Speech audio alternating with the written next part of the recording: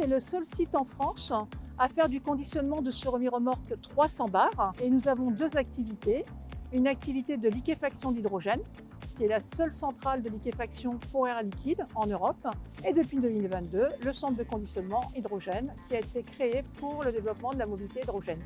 Aujourd'hui, le site va être le principal fournisseur des Jeux Olympiques et Jeux Paralympiques de Paris 2024 en approvisionnement des stations hydrogène. Le fait de passer aussi sur du 300 bars nous a permis de mettre davantage de volume sur une même semi-remorque. Alors le chauffeur arrive, choisit un box libre, se positionne, s'identifie et identifie sa semi-remorque. Nous procédons à la mise en sécurité de la SMI, donc sur béquille, calée. Une fois que tout ça est fait, nous allons valider sur l'automate le fait de pouvoir conditionner la semi-remorque. La première chose qu'il faut faire pour une semi-remorque, c'est la mettre en sécurité, c'est-à-dire mettre une mise à la terre, s'assurer qu'il n'y a aucune énergie électrostatique qui puisse sortir de la semi-remorque.